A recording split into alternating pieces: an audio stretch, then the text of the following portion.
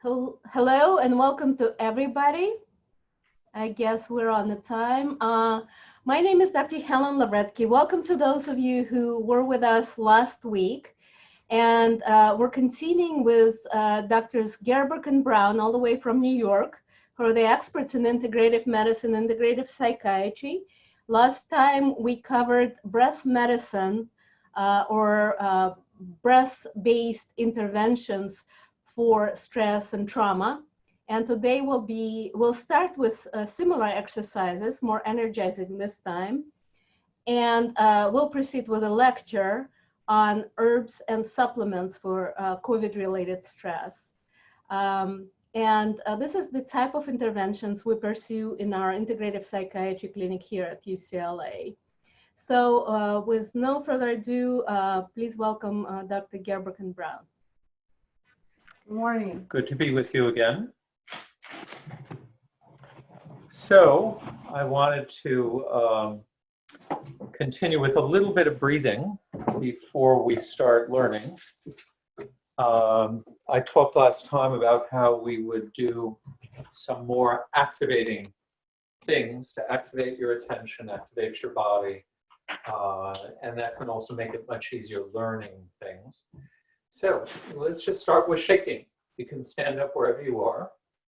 If you cannot stand, you could be sitting and shaking your arms and rocking your torso, just shaking, using your upper legs to move you up and down. You could be on a flat foot or on the ball of your foot. But at this stage, let your arms just relax, just relax.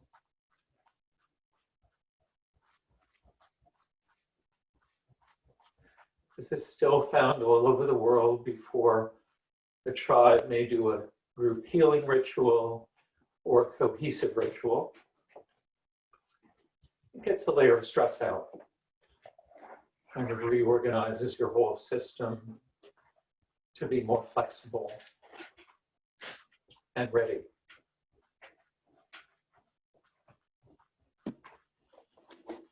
And we can improve the stress release by adding different things to it. This time we'll use a little bit of sound as we shake.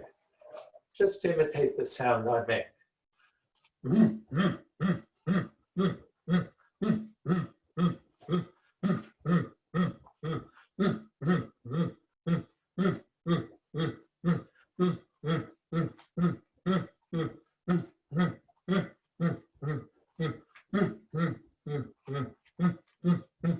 And relax, closing your eyes if possible, or part way if that's more comfortable for you. Go inside and observe the sensations in your body now. Observe your thoughts, your level of attention, and the qualities your breath wants to have now.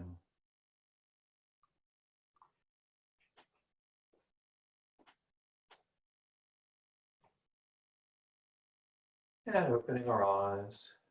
So now we're going to do a little bit of what could be called ha breath. So you're going to pretend you're 5 years old on the playground, and you can yell ha as loud as you want, and no adult, including your mother, is going to get upset. And we can use different movements to send more energy to different parts of the body. So a basic way of doing it, I'm going to turn slightly sideways so it's easier to see it. You're going to breathe in, bringing your elbows back at your ribs, and your palms are up. And when you go ha, it's like shaking water off your fingers. Ha! Like that. So we're going to breathe in. Just do it with me. Ha! In. Ha! In. Ha! In. Ha! Notice no bend at the elbow. Ha! Ha! Ha! A little bend. Ha! No straightening. Ha! Ha! Ha! Ha! Ha! Ha! Ha! Ha! Ha!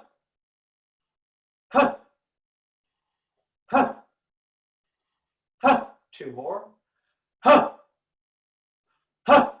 And relax. Once again, arms at your sides.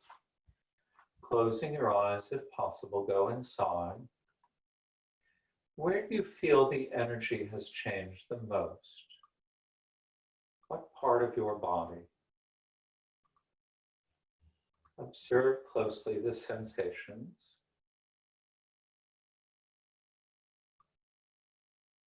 Observe the change in your thoughts.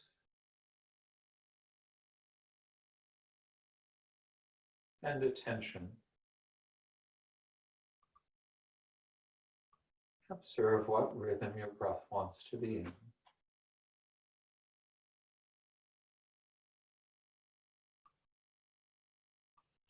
And opening our eyes. We'll do one more way of doing hot breath. Again, there are many ways. So I'm going to ask you to breathe in, and your hands come up, palms facing back, slapping on your shoulders and 7 cervical vertebrae. I know, right like this. And as you breathe out, you're going to dip your upper legs and slap on your upper leg just above the knee.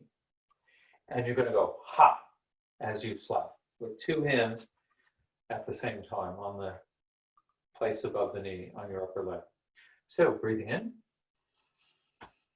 ha, in, ha, in, ha, in, ha, in, ha, in, ha, in, ha, in, ha, ha, ha, ha, ha, ha, ha, ha, ha,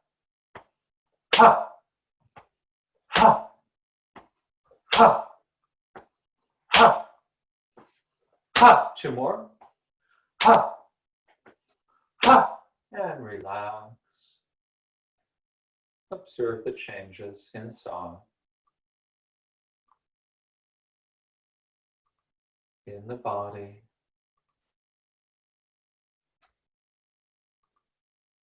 In the mind. And in the breath.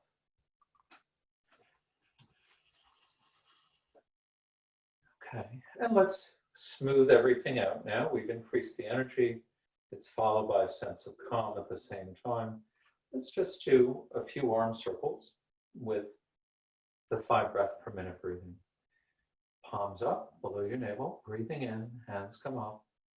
2, 3, 4, breathing out. 2, 3, 4, breath in, coming up. 2, 3, 4, breath out. 2, 3, 4, breath in. 2, 3, 4, breath out.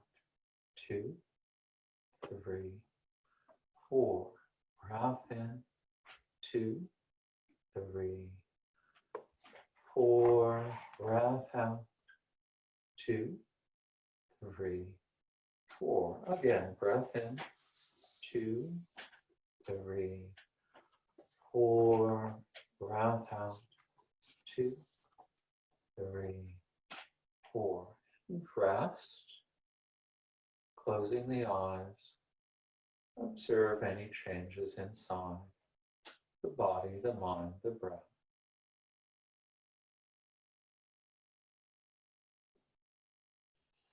And opening our eyes. Now we're ready to get going with the lecture. I'm going to let Dr. Gerbarg start and then step out of the way. Okay, so we're going to be talking about herbs and nutrients for stress relief that may be beneficial also during the COVID-19 epidemic, possibly for prevention and recovery. And I'll explain to you why I'm saying possibly.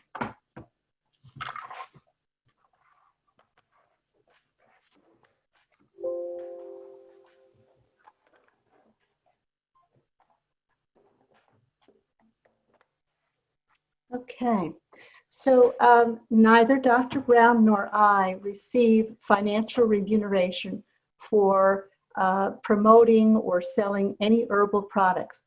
Believe me, we've had lots of offers, but we felt that it would compromise our message if we were financially profiting, so we don't profit. During this lecture, for some of the herbs, I will be mentioning specific products because it can be very difficult for consumers to find high quality products. And that's very important that they be of high quality for effectiveness.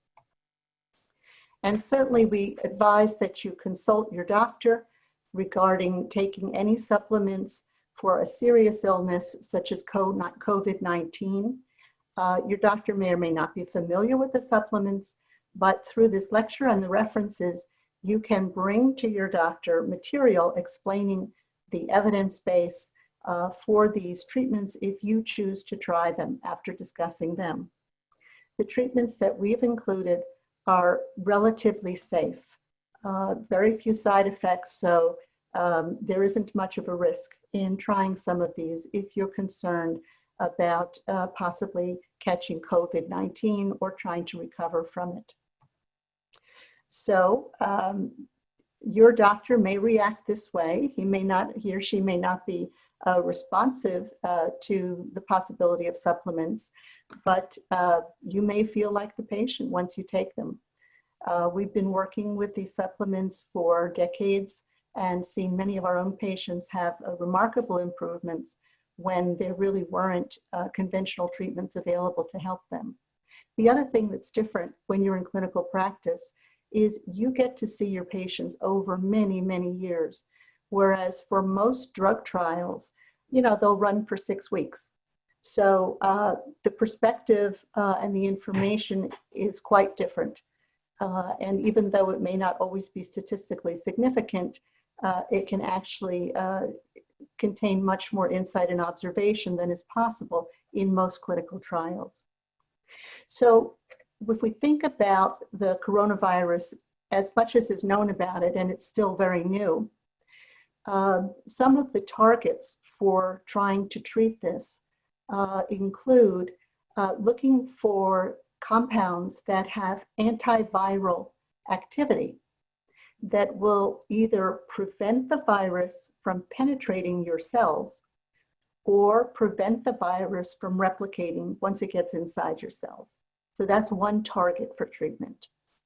Another target for treatment is would be any anti-inflammatory activity, because unfortunately in some of the severe cases there's a dysregulation of the cytokine and immune response, something we're calling cytokine storm. And that is a very dangerous process because these immune substances that are supposed to help us fight off the virus, if they become dysregulated and excessive amounts of them are in our system, then they can destroy our own organs. And this is the problem where there's fluid accumulating in the lungs and people really are needing to be on ventilators, and sometimes they die anyway. We're finding other organs in the body are being attacked and severely damaged, and we're seeing more and more after effects even in people who recover. So being able to help the treatment protect the patient with some kind of anti-inflammatory treatment that doesn't have a lot of side effects. And unfortunately, using steroids can have some severe side effects. We need some alternatives there. And the third thing is we need to take into account the adverse effects of stress. We're already stressed out by the coronavirus and our fear of getting it. And then if you do get it, there's a whole host of other fears. How severe will it be? It could be life-threatening. So it's very stressful to the point where it is traumatic. And so people who recover, even if they've had a mild case, may experience ongoing symptoms of anxiety, depression, and post-traumatic stress disorder. A very large percentage of people are turning up with post-traumatic stress disorder, even if they haven't themselves had the coronavirus, simply from the degree of stress in their lives. So this has now been identified as this is going to be, in a sense, the next wave of an epidemic of anxiety, depression, and PTSD. So we have to keep that in mind. We're not just treating the virus, we're treating the person. We need to look then at the phase of recovering after you've had coronavirus, because more and more people are reporting post-infection symptoms that can last from days to months and can be quite debilitating. Chronic fatigue, myalgia, muscle aches, just this lethargy, having to take many naps during the day. It's very difficult for people to kind of get themselves and their lives together when they have this level of fatigue. And some of the herbs can be very helpful for this. Again, the anxiety, depression, but also people are now reporting cognitive function, dysfunction, difficulty thinking clearly, and some are having persistent respiratory symptoms. So in terms of the post-COVID fatigue, there's quite a bit being written about this now. Between 30 and 50% of patients who were hospitalized and under discharge experience this post-COVID fatigue syndrome. And it needs more study. Usually this kind of fatigue occurs when the autonomic nervous system has become exhausted due to the prolonged intense stress. And there's fatigue is associated, the underlying mechanisms, the underlying dysfunctions in the autonomic nervous system of post-infection fatigue are quite similar to the changes we see in patients with PTSD and fibromyalgia syndrome. There's this huge overlap. The most common events in the US that precede the development of chronic fatigue syndrome have been car accidents and severe infections like influenza or Lyme disease. So we can already anticipate that this kind of an infection is going to have these long-term sequelae that have to be dealt with. And the patients are complaining also of erratic sleep cycles and having to take multiple naps and still not being rested and so on. Some more references on that. So we're going to begin talking about herbs and nutrients, and I'm starting with my favorite category, which are the adaptogens. These are a special class of herbs, which I'll talk about, that have many bioactive substances in their roots and berries and so forth. We're also going to talk about the red mangrove tree of Fiji, the black elderberry extract, beta-glucan, olive leaf extract, Andrographis paniculata, French oakwood extract. I don't think we're going to get to vitamin D. We will talk a little bit about zinc, and then briefly what's happening with the traditional Chinese medical and other traditional systems of medicine. Adaptogens, these are the 5 best known and highly researched adaptogens that we have. It's a special class of herbs that have multiple benefits for enhancing the ability of organisms to respond, adapt, and thrive under stress. The first one is called Rhodiola Rosea. It has various names: Arctic root, golden root. The second is Schizandra chinensis. And then we have Siberian ginseng. It's not really a ginseng, but it's called that. Panax ginseng and ashwagandha. We're going to talk a little bit about the first 3 of these.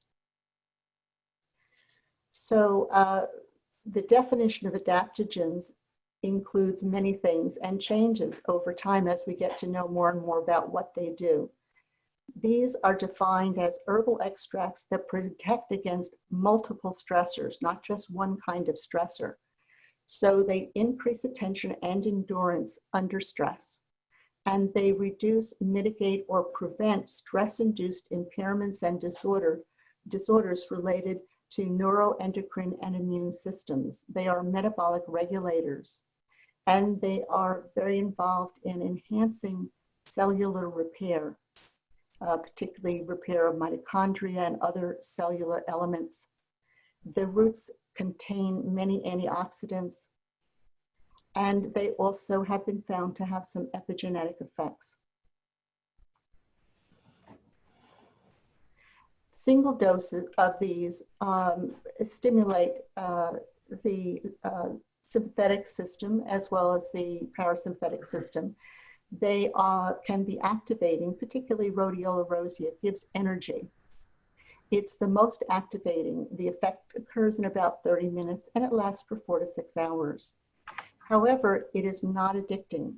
Unlike addicting stimulants, there's a natural increase in the ability of the cells to produce high energy molecules. This is a gradual increase that lasts over 4 to 6 hours, and there's not a sharp drop off, so you don't get any withdrawal or addiction. Here's some rhodiola plants. They're growing out from among the rocks in the mountains this is the Altai mountain range in northern Mongolia. They grow in high altitudes, the Caucasus Mountains, and some around the Arctic Circle. Very cold places where when the snow cap melts and retreats, then these blossoms come out. They have 6 weeks to propagate, and then the snow covers them back up again. So these plants have developed very powerful substances to protect themselves from the very harsh conditions at high altitude, extreme cold, and so forth. And many of these have similar benefits in terms of strengthening the endurance of animals and human beings. These herbs have been used for many centuries. We first documented the first use back in Bronze Age Greece, and that's a whole story which I enjoy telling, but they were used by herbalists for thousands of years, particularly the roots. So among the various effects, they improve energy, mood, mental focus, and memory, and especially under stress. That's where you see a real separation. They enhance physical and mental performance under stress. Just what we need now. However, the stimulative effects can be additive, so we usually advise people to reduce their caffeine and not to combine rhodiola with caffeine. They might be a little overactivating then. At high doses, which we generally don't prescribe above 800 milligrams a day, there's a very mild antiplatelet effect, but there have been no cases of bleeding. There might be some additional bruising. If you have a patient who is very susceptible to stimulative effects, they are very anxious and jittery anyway, or perhaps bipolar or an elderly person, then you have to be using either very small doses and monitoring very carefully. Patients with underlying cardiac arrhythmias may have some increase in irregular beats. Other than that, we've seen very few side effects. The dose ranges from about 50 milligrams a day. I would say up as high as a high dose would be considered 800 milligrams a day. There are different types of extracts. They have very few effects on the CYP450 enzyme function. The effects that they have are minimal and not really clinically significant. So you generally do not have to worry about interactions with other medications. Although if a person's on warfarin, you might want to check those levels. There might have to be an adjustment. This is just a study showing improvements in depression with rhodiola. I do want to mention that rhodiola was intensively researched by the Ministry of Defense of the former Soviet Union because they were searching for substances that would enhance the performance of their military as well as their Olympic athletes and even their scientists. And so for about 25 years, they conducted extensive studies which were never published because they wanted to use it for their own advantage, testing different herbal formulas. And rhodiola was sort of the lead herb in all of that. And this is where this information comes from. We were able to access those previously sequestered files. There's also been more modern research confirming those findings, showing that rhodiola can relieve fatigue and cognitive dysfunction caused by medical illnesses or medications. And Dr. Brown and I have used it in this way for decades with great success with our patients. we don't see any reason why it wouldn't have some of the same benefits in patients recovering from COVID. There's also evidence it has antibacterial and antiviral effects with Coxsackie B3 and hepatitis C. So again, although it hasn't been tested in COVID-19, it's very possible that it would be of some benefit. It certainly increases energy and motivation, which post-viral fatigue would be ameliorated.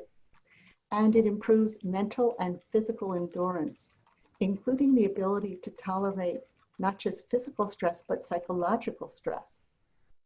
It also has been shown to improve age-related declines in memory and cognitive function. So it's certainly a candidate. It improves our stress tolerance and many other benefits. Now, there's also a formula called Adapt, which was developed by the Soviets, in which they combined Rhodiola Rosea, Eleutherococcus centicosus, and Schizandra chinensis, 3 adaptogens. And this improved the balance of the autonomic nervous system and resilience, and also had many other positive effects. I do want to mention that it used to be possible to get the Adapt formula from the Swedish Herbal Institute, but sometimes it's difficult to get it there. So you can create your own by getting Rhodiola Rosea from one of these 2 companies that have a high quality, Ameridin or Karen Herb, and just combine it with a supplement called it's called Karen Liver by Karen Herbs. It contains the Eleutherococcus and the Schizandra, so you can make up your own Adapt formula. And I'm going to refer you to this chapter and other references for the details and all the scientific studies. There are literally hundreds of studies. This is very well supported evidence. So here are some of the potential side effects I mentioned: excess stimulation, and so on. Generally, it has to be taken at least 20 minutes before food for best absorption. We recommend starting with 1 capsule, and then if it's not too stimulating or activating, it can be increased every few days. An average dose is 300 to 600 milligrams a day. Here are the 3 companies that we feel have produced the most consistently high quality rhodiola. Okay, we talked about that. Just a little bit about Eleutherococcus. This does have some inhibition of enzymes, so you want to just be aware of that, checking that out. If you have a patient who's on a lot of medication, this is what the berry looks like. And this is the Schizandra berry, which is really quite lovely. Again, it can have some CYP3A4 effects. Again, not severe, but just to be aware of. This is a study of Adapt for cognitive performance in women. It was a double-blind randomized controlled study, and showed significant improvement in their ability to focus, process, and perform accurately on challenging cognitive tests. Now, what you're looking at here, this is a grove of red mangrove trees on the island of Fiji. And this is my signal to turn the lecture over to Dr. Brown.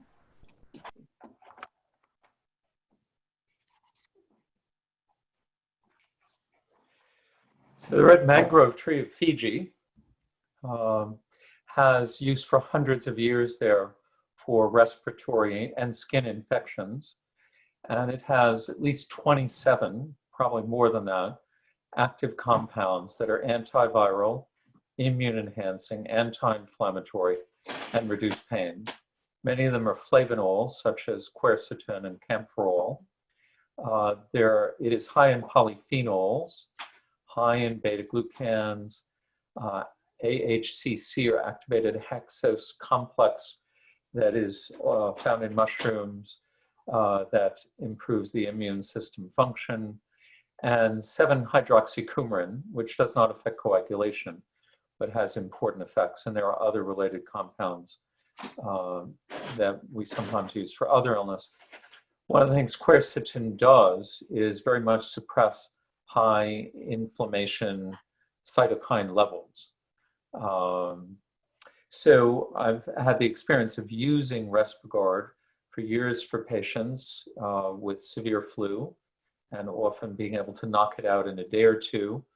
I've seen it where in a family, one member of the family takes it at the time of COVID, does not get sick, and the other family member not taking it gets sick. Or a patient of mine and her daughter went to shelter with her elderly parents outside of New York City. And what they only found out when they had arrived at her elderly parents is the daughter had gotten exposed in a choir of children at school to other children who were positive with COVID and whose families became quite ill.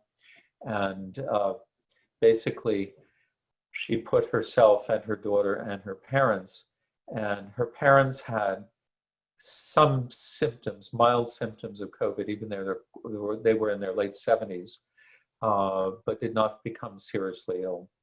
So, and other cases like that. So my feeling is we need to study this. It is so clearly good for respiratory symptoms, including from other viruses, that I think these things are important. The company that carries it is Nature's Nurse. Now, it's very hard to make it and is quite time consuming, and you need a lot of plant. So they've been periodically out of stock the last few months, but they're working on increasing production. And one of the things that the man who developed it would like to do is plant red mangrove trees around the coast, for example, of Florida, to suppress hurricane storm surge and be able to produce more rhodiola. I'm sorry, more of the Rhizophora mangala. At any rate, the directions are in tiny print on the bottle. You have to get a bottle with a dropper and follow those directions. This is the black elderberry, which has been used traditionally in Austria and Eastern Europe for respiratory infections for hundreds of years, most likely. And there is one controlled study using it versus placebo to minimize severity and length of influenza infection. I've recommended it to patients for years. And in fact, there's now a good bit of in vitro data showing that it does seem to inhibit many viruses, not just influenza, and probably including coronavirus. But we need a controlled trial in humans to be more confident, but it's one of the things I recommend to my patients.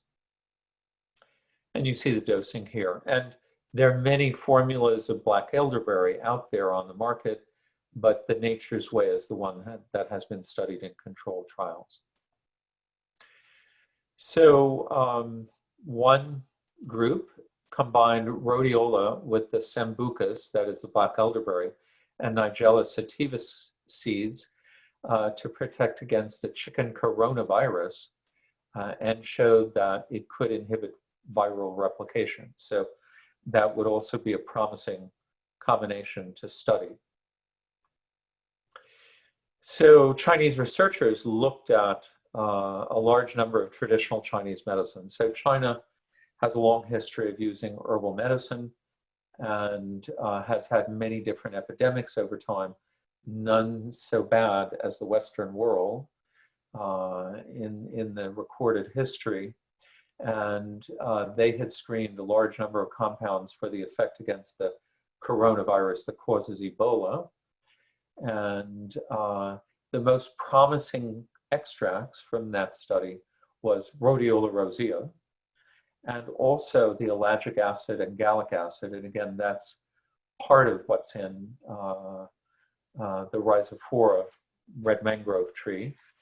And also something we'll talk about in a bit is a French oak wood extract that contains the combination of the ellagic polyphenol with tannins together. And of course, rhodiola also enhances cellular and humoral immune function.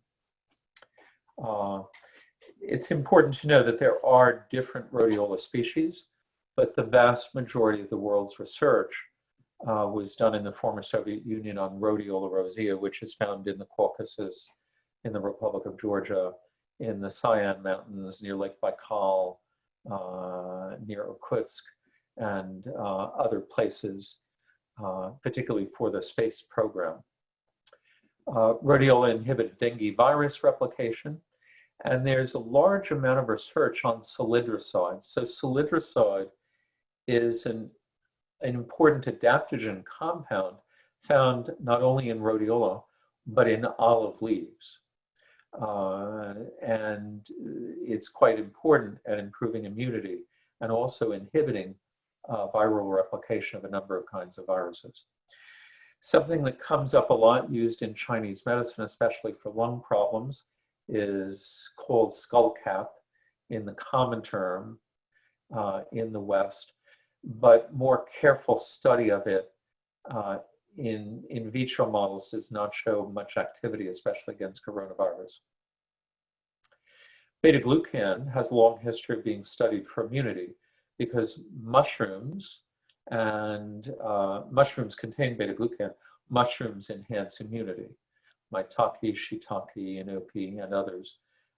And the beta-glucan found not only in mushrooms, is found in brewer's yeast. And there is a lot of study, and I've given the beta factor, which is marketed by a number of companies, but I've worked with American for a long time. They do charitable work a lot like I do and have a similar orientation. And I found their beta factor could often help patients suffering from COVID who were outpatients start feeling better very quickly. Shiitake mushroom is one of the many mushrooms like maitake and coriolis and others that have a large amount of beta-glucan of different kinds. And there are several formulas available which look good in vitro models of lung injury and helping macrophages engulf invading microbes. And you could read more about these in these references. And again, it would be nice to have human studies of them for COVID. Protection, prevention, and then treatment. Olive leaf is interesting because olive trees are about the only tree that has no infections and parasitic things attacking it. And it has been used for several hundred years in the West as protection against different kinds of infections or treatment. And there are many active compounds, certainly salidroside or tyrosol may be the most single important one. It is in the class of polyphenols, which have a lot of antiviral and antimicrobial effects, and clearly in vitro inhibits different viruses from replicating. American has the Merck formula that Merck tried to develop as an anti-malarial and could not stabilize with long, steady blood levels the salidroside and other compounds inside. And so they ended up stopping work on it. And American has that formula, which was worked on for quite a while, in fact. And you see the dose here of the olive factor, 2 pills twice a day. So Andrographis paniculata is native to India and Sri Lanka. And it has long been used as something to minimize influenza infections in humans. I've used it for years with patients. There's data indicating, for example, from Russia, that if you took people with separating jaw abscesses that were potentially life-threatening from bacteria invading from jaw abscess, from the teeth into the jaw, that one group being randomized to andrographis, one group to high-dose penicillin, another group to the combination, that the endographis was as effective as penicillin alone, and combined with penicillin worked better. We would like for there to be studies of this for COVID, but in the meantime, I certainly have taken it myself traveling in Africa and Asia, doing charitable work, and recommended for my patients as part of a combination with rhodiola and Respigard and olive leaf and beta factor for people who are sick with COVID or might get sick. Zinc has been used a lot, and there's a lot of data implicating it in reducing viral replication. In many developing countries around the world, there is not enough zinc left in the soil. And so a good number of patients have zinc deficiencies. And this is part of ADD in boys. So zinc deficiency compromises immunity, but too much zinc also affects the immune system adversely.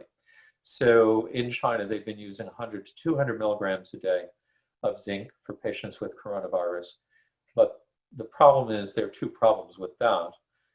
The zinc can block the uptake of copper from the large intestine and small intestine.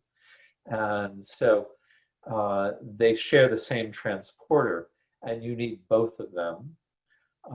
And we also don't know really how safe is long to take 100 or 200 milligrams of zinc. It's a little different than taking zinc lozenges when you have the flu. One of the more exciting things to me, being involved with people at the epicenter of the world's epidemic, that is New York City, although things are now dramatically different, is seeing that the majority of patients, after they have coronavirus with any significant symptoms, are debilitated. And I think it even precedes their symptoms, that often they begin in the week before. They often get just like they're not doing very much and feeling very quiet and tired. And it, of course, becomes extreme when they're ill with the virus. But even after all their other symptoms have gone, for several months afterward, or I think we will see many patients even longer, they meet criteria for chronic fatigue syndrome. They are very debilitated. The autonomic nervous system findings underlying chronic fatigue, fibromyalgia, and PTSD are all the same. It's what Selye described as the exhaustion phase of the autonomic nervous system. Both the sympathetic branch and the parasympathetic branch are functioning very poorly. And as I was dealing with this for patients, I realized I needed to find something new, because for many of them, the rhodiola was either not enough, or the rhodiola, which can be mentally activating, was making some patients anxious. The other thing is, many of them had neurological symptoms like cognition that was foggy and slow, and also mood dysregulation and erratic sleep cycles and falling asleep for often an hour or two unpredictably any time.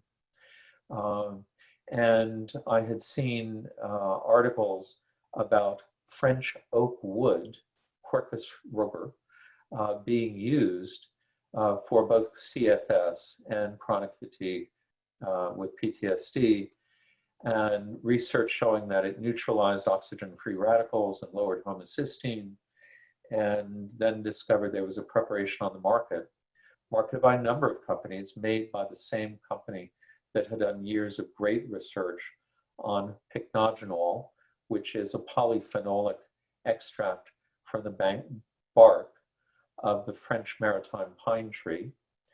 And then even more interesting was finding out that this French oak wood extract, and of course oak trees bark, was used to store wine and other alcohols for hundreds of years in the West. So finding that that extract is high in the same kind of allogotannins that are found in the red mangrove tree of Fiji, which is so good for pulmonary disease, made me even more interested. And I began to treat patients with chronic fatigue from COVID, post-COVID, and also chronic fatigue from other problems, and PTSD. And I've been shocked how amazingly quickly it often works for a lot of patients. Some people are feeling better within days, other people take several weeks, and no side effects in the least. The two dose strengths marketed are 200 milligram and 300 milligram. Those are the doses that have been used in the studies. And the studies have also not only looked at chronic fatigue and PTSD, but looked at doctors who are exhausted and burned out, looked at triathletes, looked at people after different medical problems, including surgery. So I feel like this is a really wonderful addition to our adaptogenic repertoire. These are some of the many references on this. There are more, but we wanted to keep it to a manageable amount for you. And you can come back when the lecture is posted to look at these specific references. Traditional Chinese medicine is very interesting. Xi Jinping has talked about the fact that for significant results for many Western medicines they were using, they needed to be combined with traditional Chinese herbals, which have a totally different theory behind them, thinking of how deeply the virus has penetrated through different layers of energy that are conceptualized in ancient Chinese medicine. And I've been impressed seeing some of my patients taking this, but it takes a really good Chinese herbalist, and it's typically also done with either acupuncture or moxibustion on the acupuncture points. And the latest review of this by Chinese researchers was they didn't see a signal, but my feeling is these herbals are often very unique and individually made, and it's a lot harder figuring this out.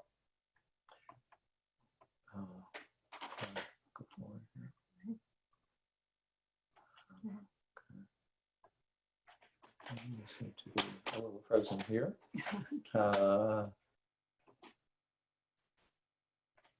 Okay, here we go. Current and future directions in prevention and recovery.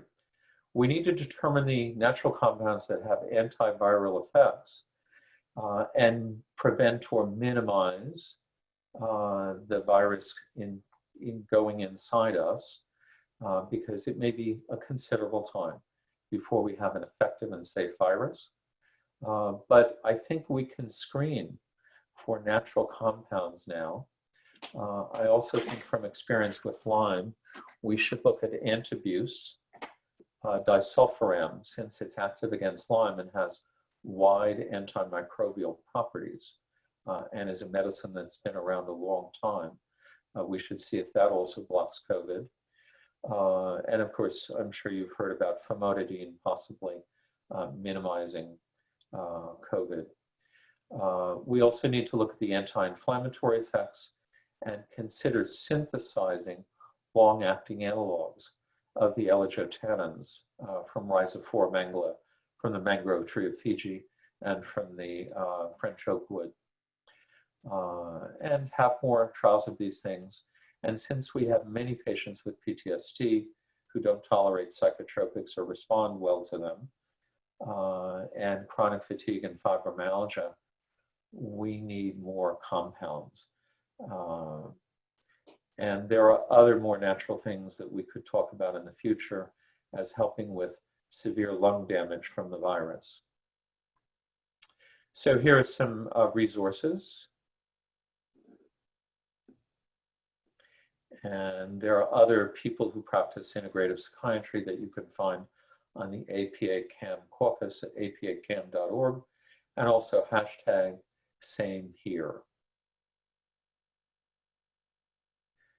And this is a good reference for contraindications and interactions of herbs with prescription medicines, and other important references as well. Okay. So with that, I'm going to stop and give people time to ask questions. And I think maybe we can go to some of the questions in the chat. Thank you very much for this uh, valuable information, some of our listeners feel overwhelmed. And they're wondering how to get a practitioner who could advise on the use of herbals and supplements.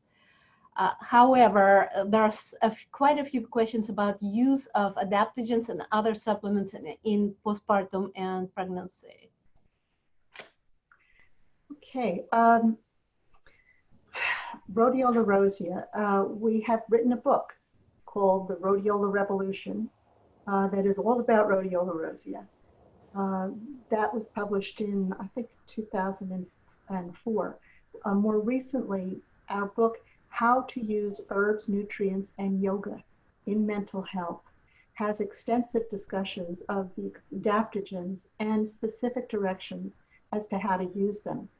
The back of the book has a chart of high quality supplements and where to get them. Okay, so that's a great source of information and something you can take to your doctor. Also, most recently, we edited the book on complementary and integrative treatments in psychiatric practice that was published by the American Psychiatric Association Publishing. So all of these sources, we covered a lot because we just kind of wanted to introduce you. It's a huge field and all kinds of changes. It's very exciting, but we understand that you're all going to need more information. So that's why every book and every chapter is highly referenced, so you can look up the resources. And I think that would be the way for you to go and try to bring your healthcare provider along with you. You can make copies of things, you can give them copies of chapters, whatever you want. Get them to read, because most doctors don't realize there's a large evidence base to support these treatments. And once they see that, suddenly they realize, well, maybe it might be a safe thing to do. Okay. As pregnancy goes and rhodiola, let me address that. There have been no formal studies of Rhodiola rosea during pregnancy. However, in humans. In humans, right? In humans. In animals, there were studies showing it had no increased risk of cancer, no abnormalities in the fetuses of the animals, even given high doses. The lethal dose is very high. It'd be hard for you to take enough. And in the traditional use, the people who live at high altitudes, like in the Caucasus Mountains, what they do is, for centuries, they have kept secret the places where the rhodiola grows, and they would harvest it and trade it for goods that they needed. They go down the mountain and trade it for honey or whatever else they wanted. But they themselves would harvest the roots and chop them up. They put them in a big vat with some water and some alcohol, and they'd stick it in a closet for a few weeks so that the water and alcohol would extract these beneficial compounds. And then they put the fluid in a kettle and turn it into a tea. Speak up a little bit. Would drink the tea. Oh, okay. The entire family would drink this tea on a regular basis every day, and it would enable them to survive living under these harsh conditions. And if people had to go up into the mountains where, they could get snowed in or whatever, they would take chunks of rhodiola root with them up into the mountains to help them survive.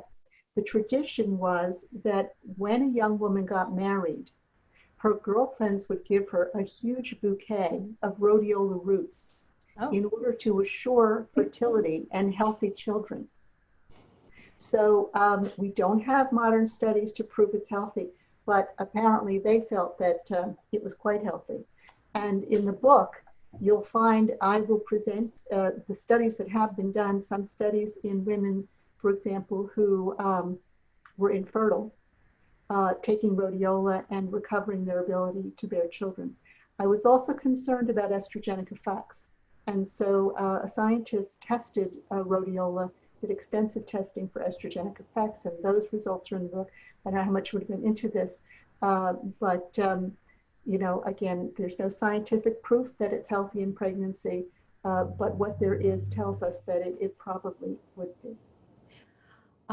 Okay, so there are a number of questions on where to purchase good quality supplements and French oak wood extract, and also liquid versus solid supplements. Let's Right. talk about French oak. So we've listed the names of the products on the slides in the lecture. So if you just Google them, and also we put down companies we trust, but if you Google them, so for example, with the Robovit French oak wood extract, it's made by one company, it is patented. So different companies may carry it, but it's the same product. So really it's a matter of, most of my patients seem to do well with 200 milligrams, but in severe cases, I may have them take 2 of those or do a 300 milligram pill. It's very easy to get on Amazon. You know, just you look for a slightly better price, basically. It's amazingly inexpensive. With Rhodiola, the brands we've listed, like Rosavin or Rosavin Plus from Ameridan.com, which is in Southern California, or the Karen Herbs. That's the Energy Care brand of Rhodiola. The Rosavin brand is strengthening, but not as activating. So if someone's already kind of anxious, that's a nice one, because it usually won't make them more anxious. The Swedish brand called Energy Care is very activating, which is kind of what you need in Sweden in the middle of winter. And Or if you have chronic fatigue. or if you have chronic You fatigue. need that energy.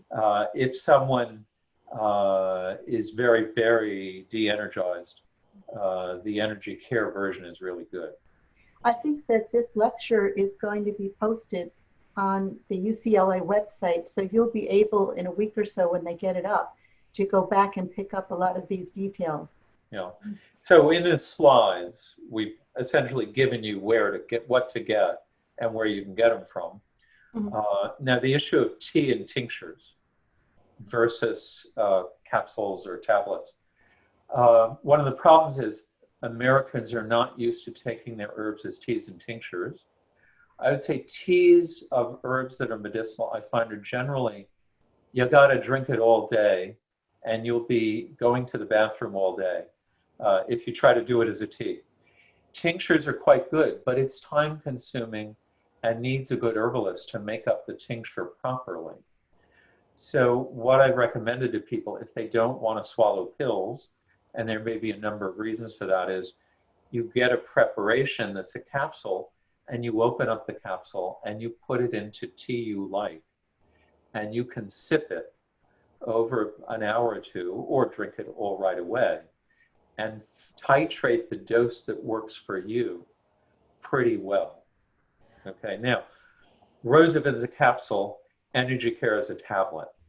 So Rosavin is good to make up into a tea or tincture, and Robovit is a capsule. It's easy to open it up.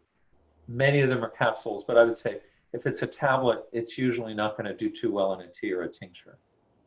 Okay, so they're asking about when to take them as a prevention before you get COVID, mild symptoms versus very severe. Also, you know, as a prevention. Right.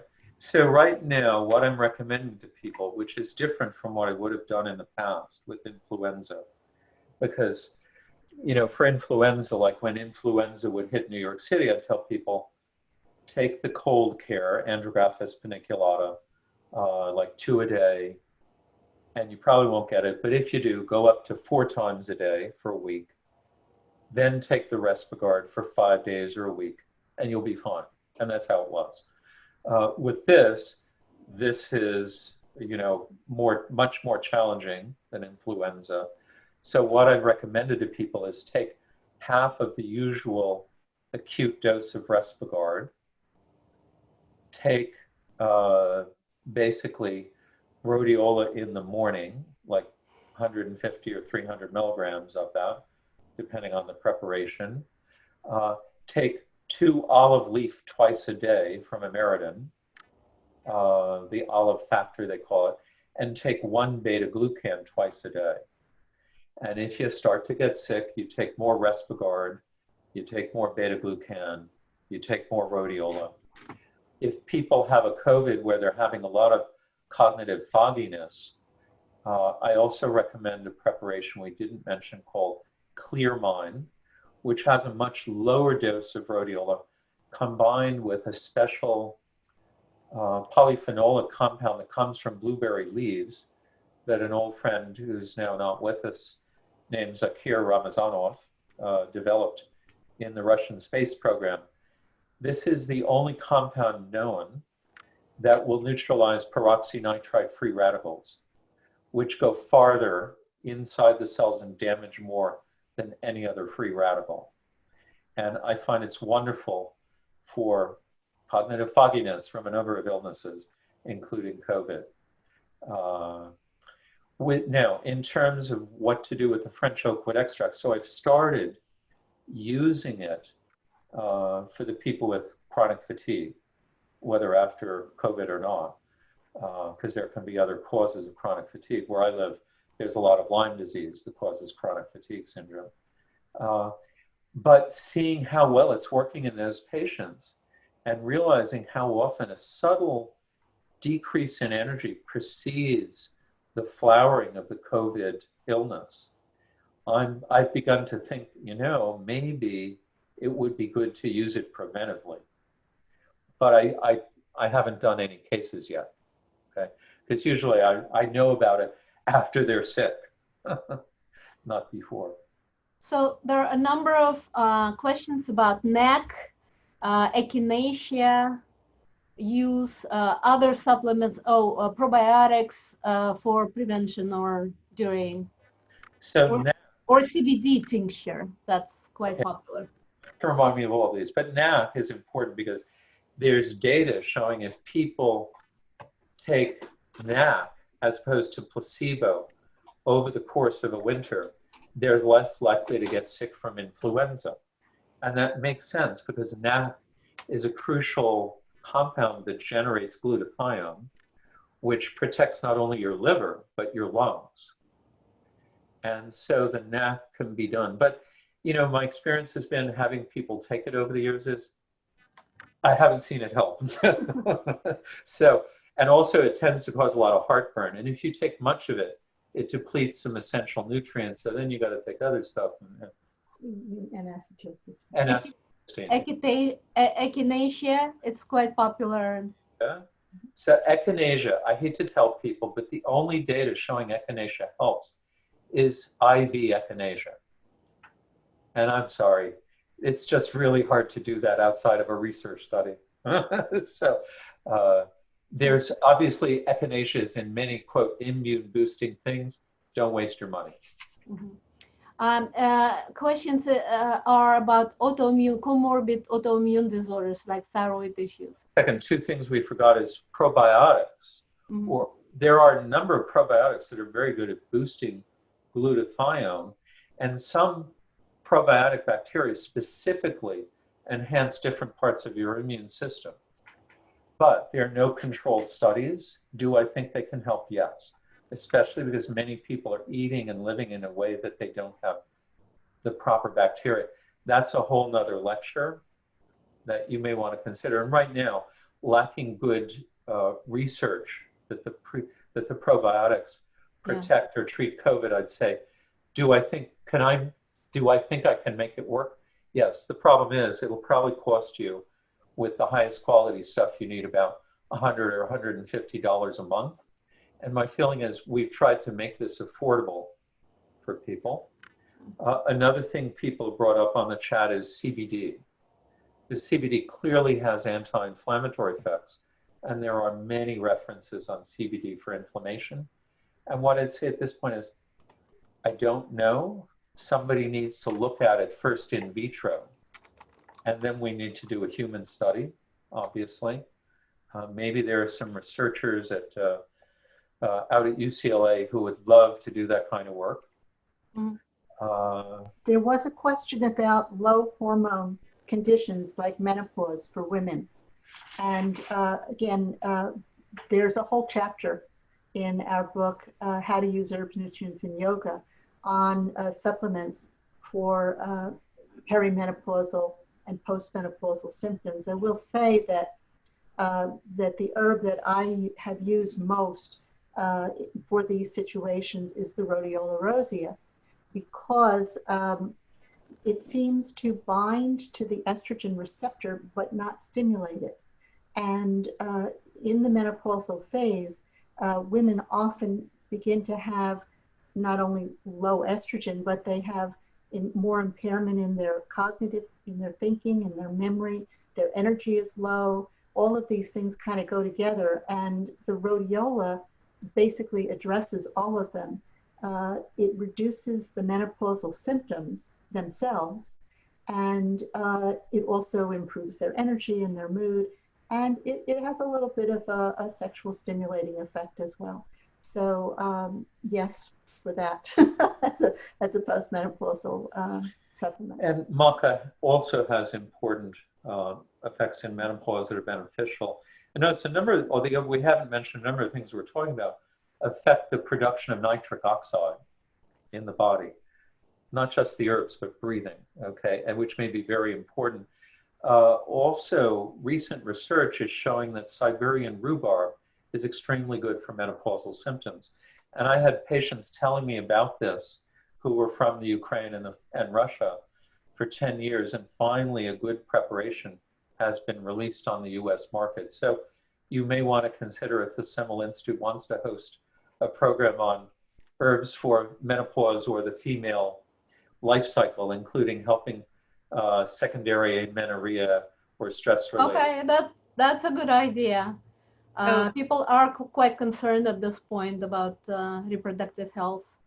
So, this is more kind of a overarching question, because I think we've gotten a lot of these, but if there was like one general takeaway from this talk that you could give to the layperson, or, for people who want to get more into herbs and supplements, because all of this is so interesting, but a little overwhelming for someone who's just learning about this, what would you say to the audience, or advice in terms of how to kind of seek this, where to start, and also duration of, I know each one is different, but duration to which we can expect to see some kind of effect?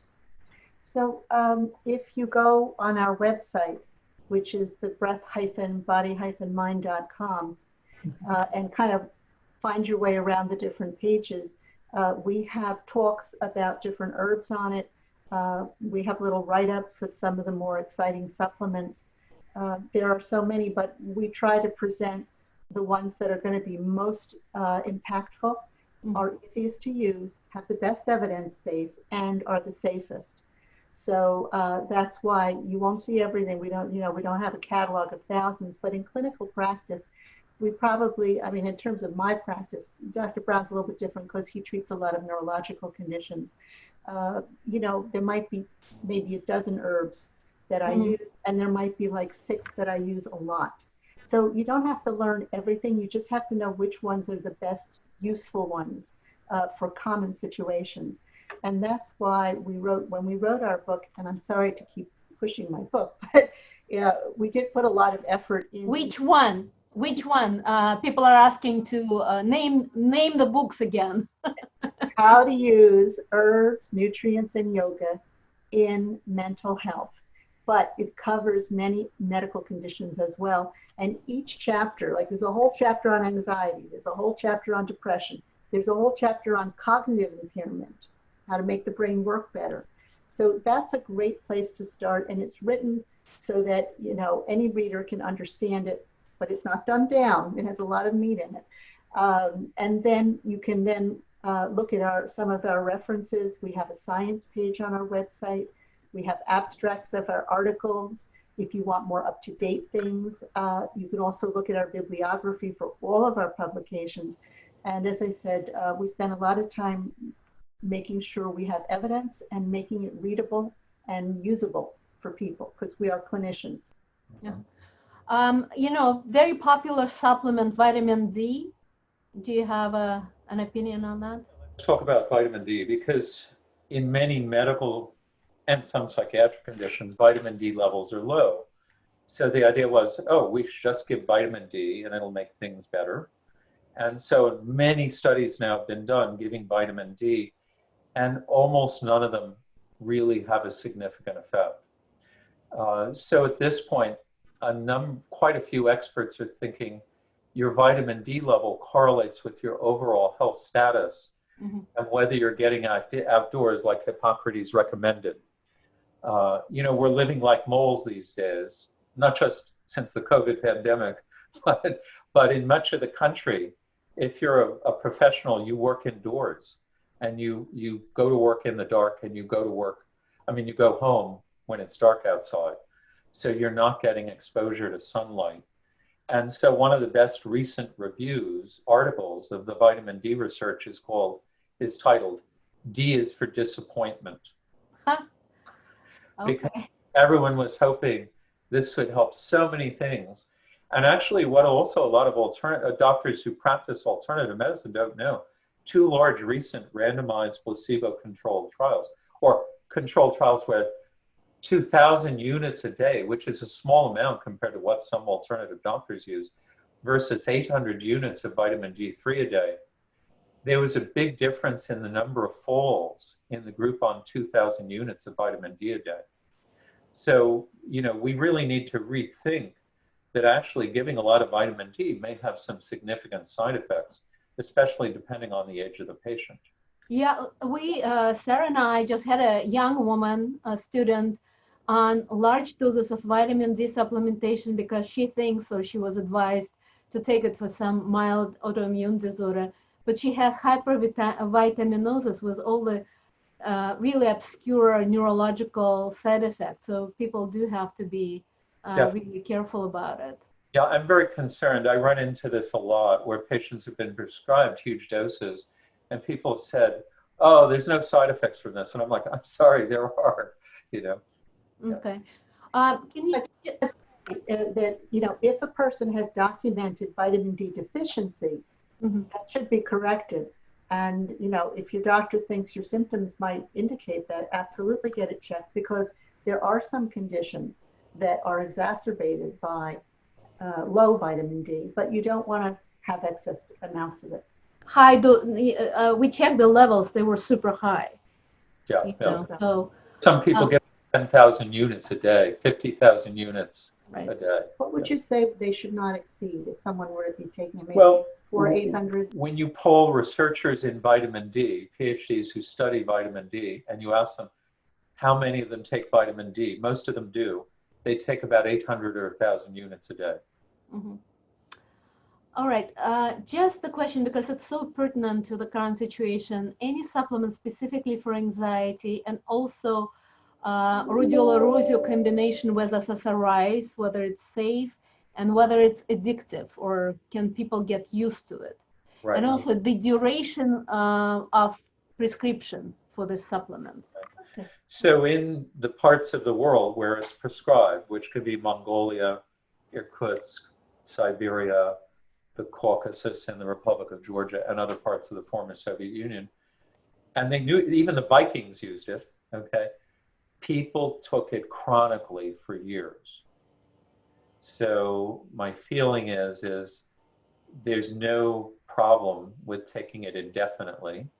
Can it be combined with an SSRI? Yes, but it may increase benefits from the SSRI. It may mitigate side effects such as sexual dysfunction or weight gain from the SSRI. But for some people, it might also, in a small minority of patients, might increase anxiety from the SRI. So again, someone needs to be monitoring this. We don't recommend consumers just go hog wild taking rhodiola with their SRI, but it sometimes can be helpful helping someone gradually reduce the dose, reducing side effects, or potentially getting off. But we generally recommend learning how to do yoga breathing. And slow yoga breathing will stop serotonin withdrawal syndrome symptoms within minutes, okay, for example. And using one of the cranial stimulator devices. So the Fisher-Wallace device had 2 controlled studies of it, or 2 in-depth studies of it. In treatment-resistant depression, they did spinal fluid basically after people had done 20 minutes on a Fisher-Wallace device. It was called the LIST device at that time. Two brothers at MIT developed it, and they showed a 300% increase in serotonin metabolites, a 240% increase in beta endorphins, and other things. And I'm sure there are other things that have not been studied. We did not talk about S-adenosylmethionine today, which is one of the best natural antidepressants that is very low in side effect, and again, also probably safe in pregnancy. Been used in studies with pregnant women, no long-term effects. So that might be for another day, but that would be one to consider. SAMI, otherwise known as SAMI.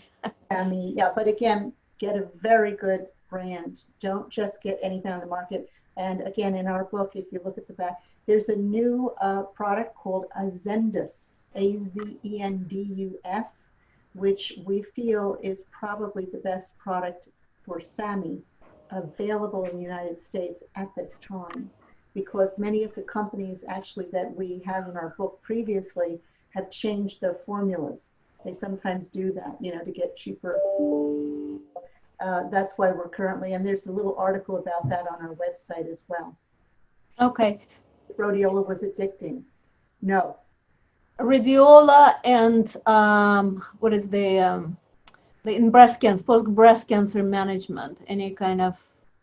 Well, that's interesting because the scientist Patricia Egan, who spent a year testing estrogenic effects of rhodiola, tested it in breast cancer cell lines. And according to the studies that she did, it did not accelerate the growth of those particular breast cancer cell lines. Now, having said that, there are no studies in women with cancer. However, other rhodiola species are showing anti-carcinogenic effects. And many studies have been done using human cancers transplanted into animals, given chemotherapy and given rhodiola.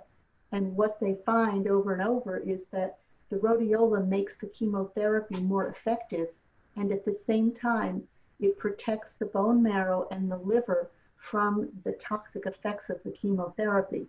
And in the Soviet Union, it's used routinely in cancer treatment because, you know, if the blood count goes too low, the patient can't have their chemotherapy.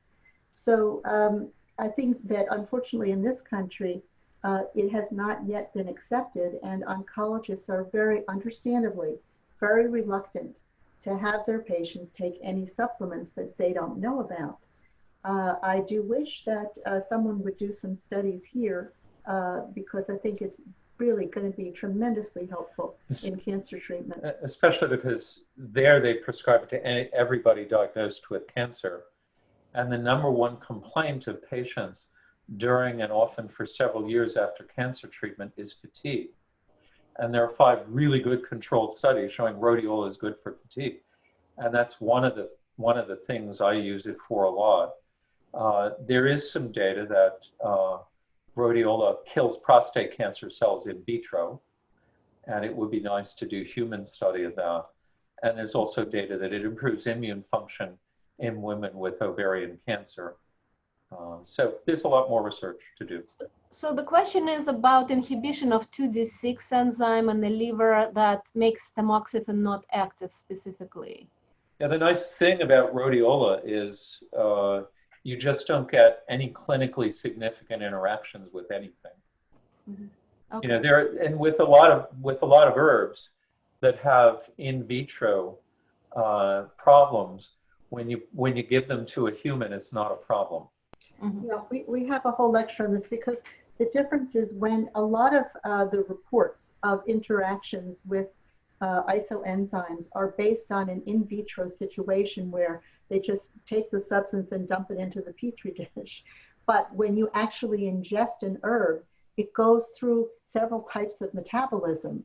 And so what's actually in your system is not the raw compound. It's a transformed secondary metabolite, which has very different effects. And often you'll find that the secondary metabolite, when you test it in humans, has the opposite effect on the CYP enzyme system as what they found in vitro.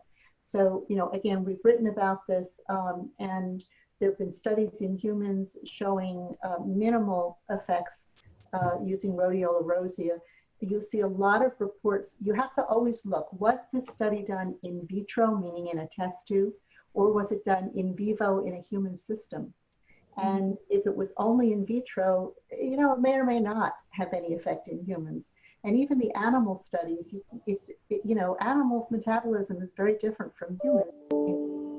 So one doesn't necessarily translate. So. All right. You don't recommend blood levels for anything, right?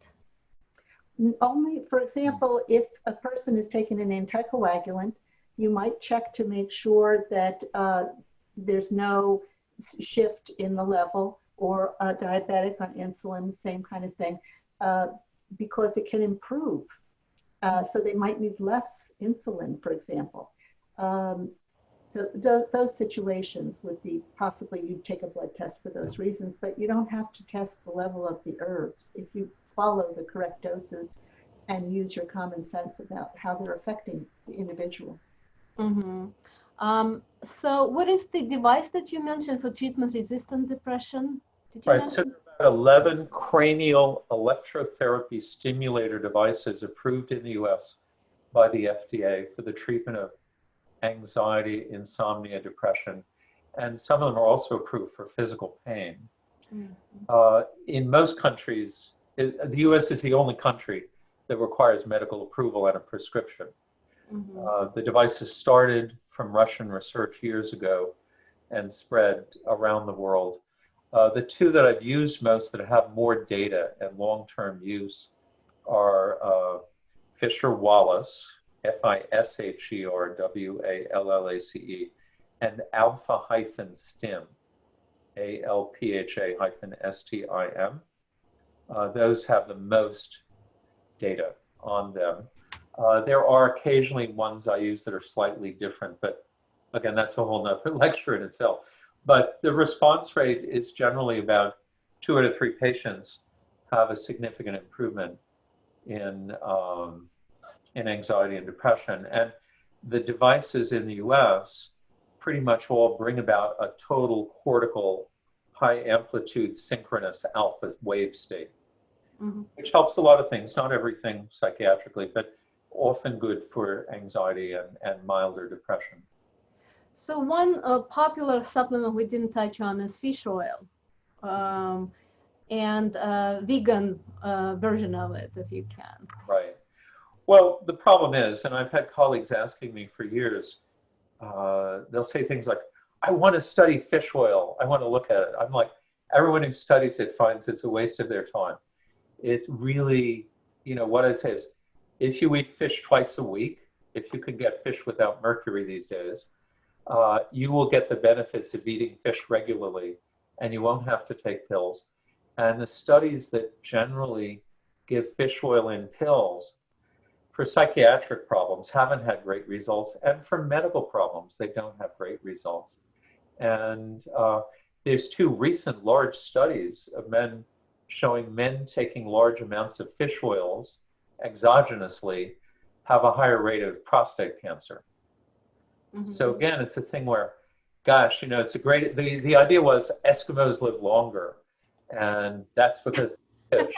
Well, what it looks like is traditional Eskimo fare was not so much fish, it was seals and whale.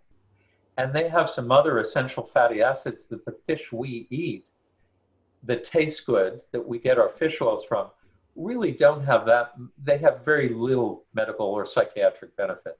And my feeling is, if you want to eat fish to reduce your risk of stroke, if you love sushi, great, but don't think it's going to help there is some data, I would say, in Japan that people who eat a lot of sushi are less irritable and angry. But what I'm saying is, it's just good food. My feeling is, you got to know the facts about stuff. It's like, it's nice to have happy talk. Oh, fish oils will help your depression, or fish oils will help your borderline personality disorder. I'm sorry. I wish I could say that, but I can't. All right. So just our participants are asking whether they could get a copy of the slides because there's so much condensed information about the resources. And when. Can we upload it to the website? Definitely the recording will be, but maybe you could send the resources slides. Yeah, I have to edit out some of the photographs. Right. But Absolutely, yes. Just because the information was really dense for anybody to register. Right. Okay. Oh, it's another good book, especially for the MD psychiatrists listening. I think it's titled something like Herbs for Depression from CRC Press by Scott Mendelson, MD, PhD. And it goes through about 66 herbs and the data on it as good for anxiety and depression, good as an antioxidant, good as an anti-inflammatory, and an amazing number of herbs are actually acting like we think ketamine is acting. Wow. In the brain. And it's really, he's put it together in a different reconceptualization of antidepressant treatment and herbs, and has a lot of really valuable information and references gathered together in it. So yes, someone is asking the question. I was referring to the Fisher-Wallace cranial stimulator and the alpha-stim cranial stimulator. Mm-hmm. Yes. Again, there are others, but they have the most data. Okay, and thank you very much for such an informative and dense lecture. I think it's a nice introduction to what is possible outside of mainstream medicine. And you do have to find a practitioner who is well versed in these topics like Dr. Gerbarg and Dr. Brown. Thank you very much for giving your time and knowledge, wisdom. Having us. We had a good time. Thank you. Thank you so much, everyone, for coming. Bye. Bye.